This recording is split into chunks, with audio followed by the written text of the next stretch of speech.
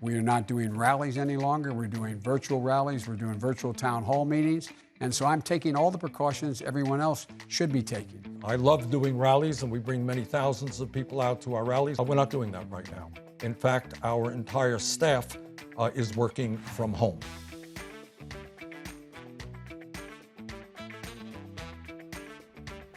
The coronavirus pandemic has transformed the way candidates are campaigning. Biden, Trump, and Sanders are all extra vulnerable to contracting the virus themselves, so they're no longer able to shake hands or kiss babies. It's also a whole new world for the reporters trying to cover the election.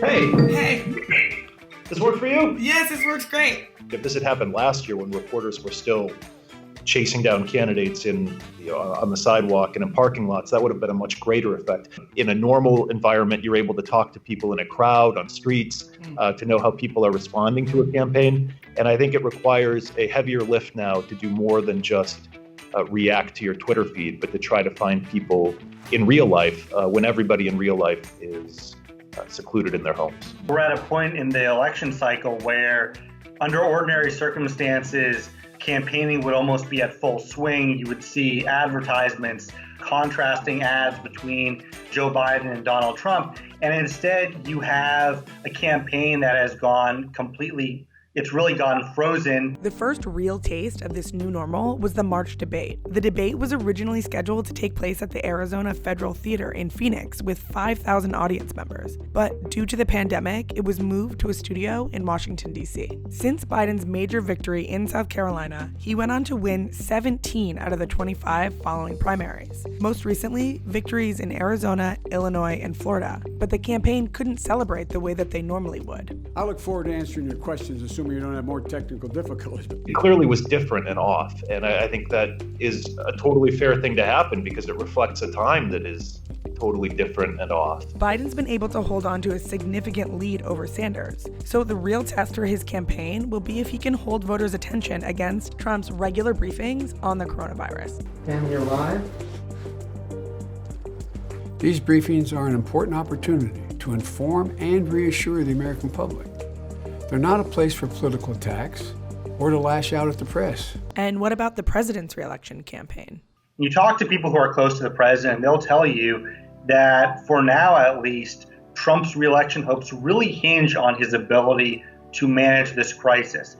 Talking to Trump people before all this happened, they envisioned unloading a ton of money, a ton of cash into an advertising campaign going after Biden. Lo and behold, now you have coronavirus. People don't really want to see attack political ads right now. There's not an appetite for that in the country. People are cooped up in their houses. They're worried about getting sick. They're worried about losing their jobs. Trump has a strong lead over Biden and Sanders with his spending on digital advertising. He spent $13 million on Google advertising alone, compared to Sanders, who spent $8 million, and Biden pales in comparison with only $4 million. On Facebook, Trump also leads with almost $27 million spent so far this election. Again, Biden is way behind, having only spent $8 million on Facebook ads, which didn't even begin until after Super Tuesday.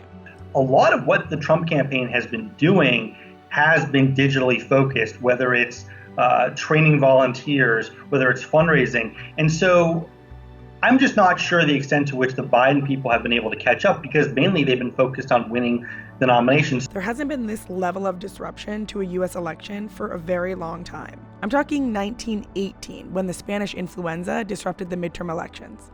People are worried about going to the polls. Turnout was depressed and down. Rallies canceled. Nobody could handshake.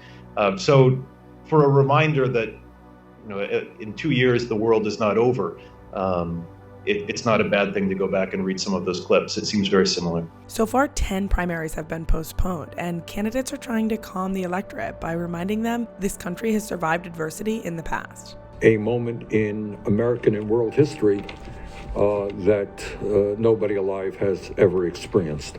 Americans always rise to the challenge and overcome adversity. The pandemic of 1918, the Great Depression, 2 world wars, we overcame them all. Recent polling shows that only 46% of Americans say the federal government is doing enough to deal with the virus. That's down from 61% just a month ago. One comforting thing I think about it is that everybody's experiencing life right now in this way. Both Democratic candidates have been critical of Trump's response to the coronavirus. I must tell you, as a politician, it's a lot warmer when you walk into a crowd and you're shaking a lot of people's hands. But if things go back to normal before the election, I can say that he presided over a really difficult situation and that could be an advantage for him. But the problem is that when you talk to people, no one really knows. We're really in uncharted territory here.